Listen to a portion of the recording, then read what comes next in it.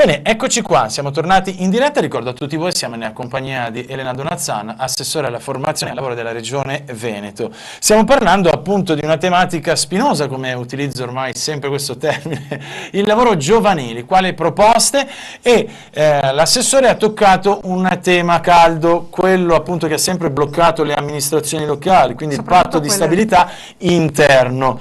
Addentriamoci anche in questa tematica. Soprattutto quelle virtuose, aggiungo, perché alle volte è difficile spiegare ai cittadini normali cos'è normale, perché io non mi ritengo più normale da quando faccio politica, che cos'è il patto di stabilità. È una alchimia vera e propria, cioè una regola un po' astrusa, imposta dall'Unione Europea per tentare di bloccare l'indebitamento. Cioè si dice, tu hai 100 come spesa, però tu puoi spendere 100 meno il 10%, perché così un po' per volta ridurrai la tua capacità di impegnare. Ma non solo c'è sull'impegno, cioè quanti soldi virtualmente hai quando fai un bilancio di un anno, ma anche quanti puoi veramente spenderne, cioè in cassa, che cos'hai?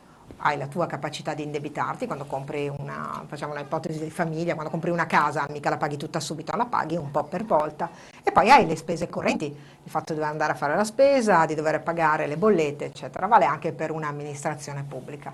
Allora hanno bloccato la nostra capacità di indebitamento e in più hanno bloccato la nostra capacità di spesa. Quindi noi ci siamo trovati come Regione Veneto, per esempio, ad avere i conti a posto, avere tutto diciamo all'interno delle regole, quindi aver ridotto la nostra capacità di indebitamento, aver ridotto la capacità di spesa, ma di fatto quando io impegno una 100 per in questo caso garanzia giovani, quindi per i tirocini, per gli stage, eccetera, io potrò veramente pagarne il 50% o arrivare fino all'80% un po' per volta. Questo cosa significa? Questo però c'è anche da sottolineare, serve perché la nostra nazione non superi determinate soglie economiche che poi tolgono la stabilità, diciamo, a tutto il gioco dell'Europa. La regola era corretta in termini però come dire, di costruzione finanziaria. Io che faccio politica non amo e amo molto l'economia reale più che l'economia finanziaria. Io credo che se una regola non va bene per fare economia reale e per rispondere alle esigenze del popolo e di una nazione, quella regola vada cambiata. Non può essere una regola capace solo di dare soddisfazione alla Banca Centrale, al Fondo Monetario Internazionale o semplicemente alle alchimie di bilancio. Il bilancio di una macchina pubblica della regione non è fatta solo di numeri, è fatta di persone, è fatta di sussidi sociali, è fatta di spese di investimento per l'edilizia residenziale pubblica, è fatta di sostegno al lavoro, è fatta di scuole, è fatta di formazione professionale. Se io ho bloccato questa mia capacità di dare risposte alla mia comunità, pur anche mettendo un tetto ovviamente, perché se io posso spendere solo fino a 100, non posso spendere 150, come è accaduto certamente nel passato di questa nostra bella nazione che le regole le ha sempre un po'... Donazzan, abbiamo al telefono il direttore generale delle politiche attive e passive logicamente del Ministero del Lavoro, il dottor Salvatore Pirrone. Grazie per la disponibilità al collegamento telefonico. Dottore, buonasera, come sta? Buonasera a tutti, bene, grazie. Allora, noi vorremmo capire un pochino il piano di garanzia giovani. Noi ne stiamo dibattendo qui per quanto riguarda la nostra regione Veneto. Abbiamo sottolineato con l'assessore Donazzan che grazie insomma a movimentazioni e pressioni siamo riusciti a rientrare nell'utilizzo insomma di questi strumenti importanti. Per quanto riguarda invece l'Italia, il governo cosa sta facendo per mettere questi strumenti insomma in attivo e soprattutto per i nostri giovani quali sono le proposte per un futuro insomma lavorativo, mi viene da chiedere così semplicemente.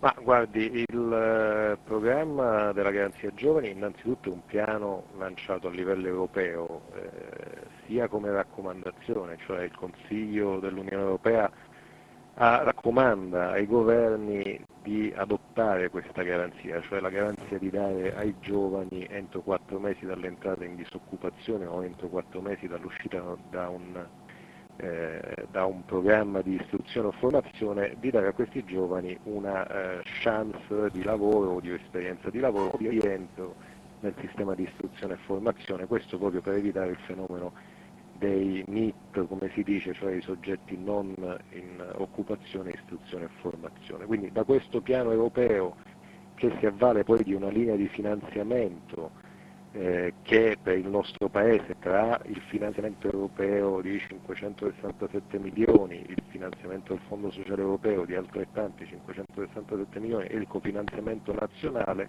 arriva quindi a dotare questo programma della dotazione di 1,5 miliardi per i 2 anni del programma stesso. Questo programma il Ministero lo ha sviluppato insieme alle regioni, perché le regioni per competenza costituzionale e amministrativa devono poi attuare queste specifiche politiche che sono le politiche attive del lavoro.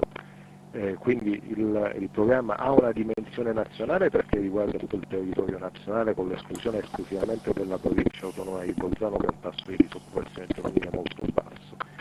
Quindi è un programma nazionale, sia perché riguarda tutto il territorio, ma soprattutto perché si è ritenuto d'accordo Ministero e Regioni che fosse necessario dotare il Paese di una strategia unitaria, e quindi lo sforzo che è stato fatto in questi mesi d'accordo Ministero e Regioni è stato quello di definire una modalità di approccio comune rispetto a questo problema, e quindi diciamo degli schemi di intervento comuni che vanno dalla ricezione quindi dei giovani alla verifica delle loro competenze, quindi il colloquio di orientamento, alla possibilità di proporgli una serie di schemi che vanno dal tirocinio, dall'apprendistato al servizio civile sia nazionale che regionale, a percorsi di accompagnamento al lavoro autonomo e anche l'incentivazione dell'occupazione stabile.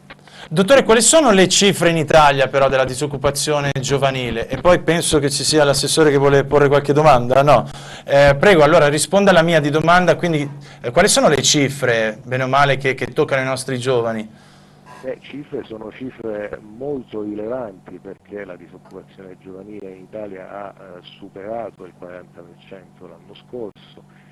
Il nostro Paese è un paese in cui è uno dei paesi europei con la più alta disoccupazione giovanile, credo che dopo di noi, peggio di noi fanno... Ma a che cosa è dovuta questa purtroppo disoccupazione? Ci siamo dati un perché, un per come? Siamo riusciti a capire? Ma guardi, l'incremento della disoccupazione giovanile è un fenomeno che accade nel nostro Paese in particolare in tutti i periodi in cui il ciclo economico rallenta. Questo perché chiaramente si ferma un po' quello che è il turnover, Sì.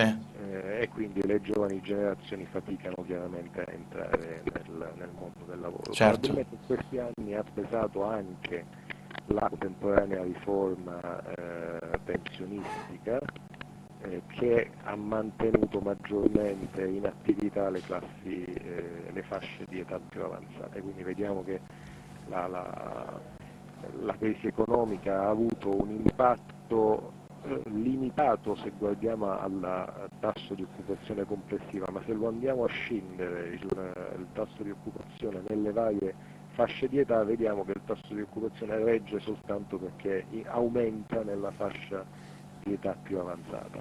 E questo è chiaramente... Direttore, so che una grossa problematica, ne parlavamo proprio qui in studio, è il famoso patto di stabilità interno. Ci sarà un futuro dove riusciamo a sbloccare questa cosa, o purtroppo rimarremo sempre un po' strozzati da questo obbligo europeo imposto, insomma? Ma questo diciamo, è chiaramente una considerazione che esula un po' dalle competenze mie e del Ministero che in qualche Certo. modo tenga presente che sul programma della garanzia giovani l'unica componente che andrà a gravare sul patto di stabilità interna sarà quella del cofinanziamento nazionale, mentre invece le due componenti che vengono da fondi europei sono escluse dal patto di stabilità interno. E questo già è una cosa molto rilevante. L'altra questione importante che abbiamo tenuto presente nel nel programma della Garanzia Giovani, quello per esempio di caricare i costi dell'assistenza tecnica nella parte nazionale, nella quota nazionale, il che significa che questi fondi, sebbene poi utilizzati dalle regioni, nel momento in cui vengono spesi invece dall'amministrazione centrale non rientrano nel patto di stabilità, anche se questi soldi verranno spesi per fornire servizi alle regioni e su indicazione delle regioni stesse. Quindi diciamo, quantomeno per questo programma noi stiamo cercando in qualche maniera di farci vincolare meno dal patto di stabilità. Certo. Direttore, io la ringrazio per il suo intervento e la congedo. Grazie. E ringrazio anche il Ministero del Lavoro e in sé il Ministro per essersi attivato per Reporter per te. Grazie. Grazie, buonasera. Buonasera. Io spero si sia sentito bene a casa, perché noi avevamo un forte ritorno in cuffia. Sprazzi sia riusciti a capire le risposte che ci ha dato appunto il direttore generale. Come ci salutiamo noi? Con una speranza. Se trovo il microfono, sì. È caduto il microfono, scusate. Si dice il bello della diretta. Ecco Sono io qua. che faccio confusione, non sono molto abituata a stare così nel trespolo con... io non ho sentito molto, ma le due cose che tu hai chiarito mi soddisfano, nel senso che il tema è quello del patto di stabilità e quindi di togliere i cofinanziamenti, e credo che questo debba essere comunque ancora chiarito, perché lui ha detto i fondi europei sono esclusi dal patto, ma i cofinanziamenti no. E cofinanziare vuol dire mettere il 20-30%, il che vuol dire togliere risorse ai giovani. E poi c'è l'altro tema, che è quello dell'assistenza tecnica, che viene fatto a carico della parte nazionale. Assistenza tecnica vuol dire tutto ciò che serve per rafforzare il sistema, ma questo significa, ed è una buona cosa, che non si tolgono le risorse dirette per l'inserimento lavorativo dei ragazzi. Quindi questa è una buona cosa. Allora io ringrazio e saluto Elena Donazzan, assessore alla formazione e al lavoro per la Regione Veneto. Grazie a voi, di essere grazie per stato l'approfondimento. qui con noi. Sappiate che adesso lancio il meteo con le dita incrociate, perché purtroppo non è in questo periodo dei migliori, e successivamente andiamo a parlare con il comandante del Corpo Forestale dello Stato di Padova. A breve quindi, ecco il meteo per voi. Un saluto da Giuseppe De Vitis, amici del Triveneto e dell'Emilia Romagna, ben ritrovati come di consueto all'appuntamento meteo. La situazione non cambierà nemmeno nei prossimi giorni, tempo a tratti instabile, anche se ci sono buone notizie per il 1° maggio, almeno sino al tardo pomeriggio la situazione dovrebbe risultare abbastanza tranquilla, con cielo prevalentemente sereno, quindi una bella mattinata, un bel pomeriggio ben soleggiato. Solo tra il tardo pomeriggio e la sera tenderà a peggiorare sui rilievi alpini e prealpini, ma ne riparliamo. Intanto vediamo la giornata di martedì. Al risveglio, guardate, molte nuvole quasi ovunque, soprattutto verso il delta del Po, con rovesci di pioggia proprio al confine tra l'Emilia Romagna e il Veneto. Vediamo invece la situazione sulle restanti zone: molte nuvole ma con basso rischio di piogge che invece torneranno nelle ore centrali della giornata un po' su tutti i rilievi, ma non solo, anche sulle pianure limitrofe. Qualche scroscio di pioggia anche in Emilia Romagna, sempre e soprattutto su zone attorno ai rilievi. In serata lentamente le piogge diverranno meno insistenti e probabili. Vediamo le temperature minime pressoché stazionarie, temperature massime in lievissimo, ma proprio in lievissimo rialzo. Avremo venti deboli su tutto il territorio. Per ora, amici, mi fermo qui, buon proseguimento di giornata, arrivederci.